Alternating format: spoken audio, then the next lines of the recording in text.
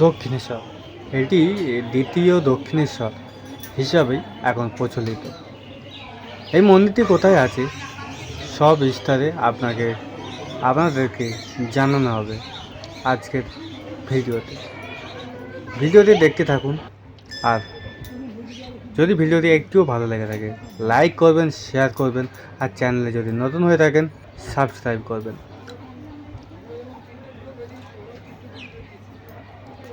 এই মন্দিরে কিভাবে যাবেন পুরো ডিটেলস দেওয়া হবে এই ভিডিওতে। আমরা চলে গেছিলাম ব্যারাকপুর স্টেশনে, নেমে ব্যারাকপুর থেকে অটো ধরে মা অন্নপূর্ণা মন্দির বললে নিয়ে চলে যাবে যে কোনো অটো, যেখানে ভাড়া মাত্র 10 টাকা করে। আপনি রিজার্ভ করেও যেতে পারেন। রিজার্ভ করে গেলে আমি আর আমার বাবা গেছিলাম, আমরা 10 টাকা করে গেছিলাম। গিয়ে ওখানে গোপাল মেডিকেল হল আছে, ওখানে নামিয়ে দেবে। আর এটা ওই গলি থেকে গোপাল মেডিকেল হলের সামনে নেমে ওখান থেকে এগিয়ে গেছিলাম। এই যে মা অন্নপূর্ণার যে মন্দিরটি, যেটা দ্বিতীয়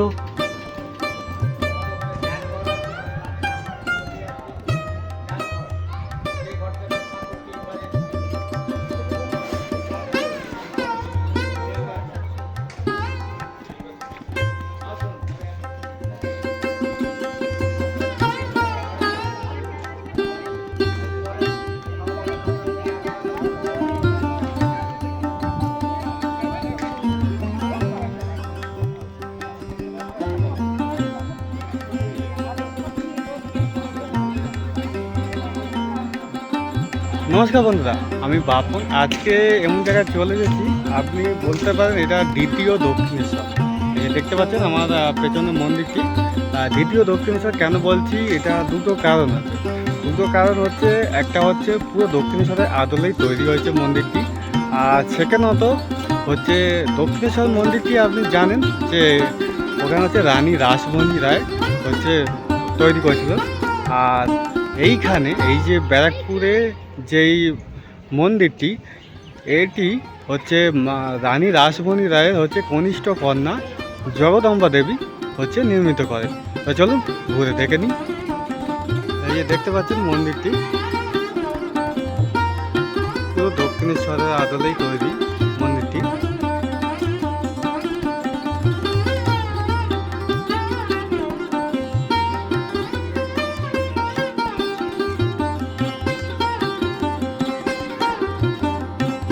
যারা ভোগের টিকিট কাটবেন এখানে এসে কাটতে হবে।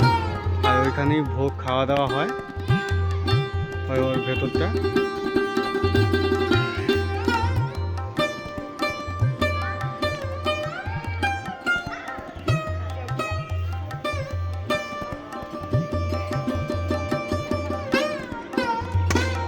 এই যে মা জগদম্বা দেবীর হচ্ছে মূর্তি, আর এদিকে মন্দিরে ওটা।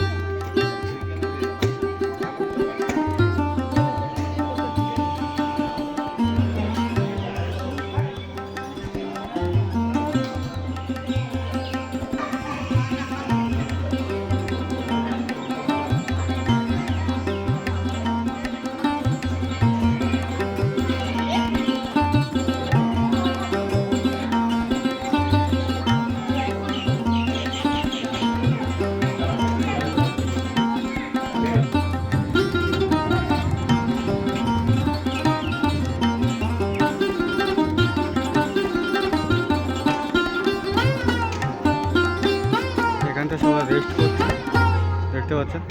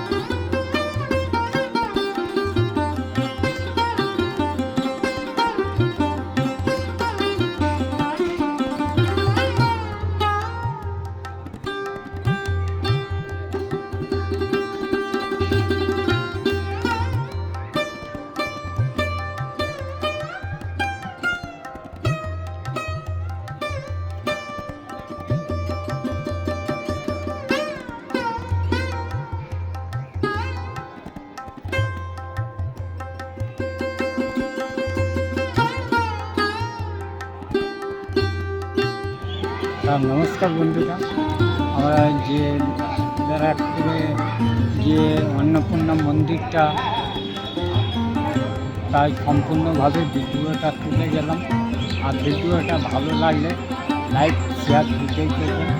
নতুন বন্ধুদের চ্যানেল তোমরা সাবস্ক্রাইব। তাহলে চলুন, আবার এটা ছেড়ে চলে যাচ্ছি। সামনে একটা জগন্নাথ মন্দির দেখা গেছে, ওটা তুলে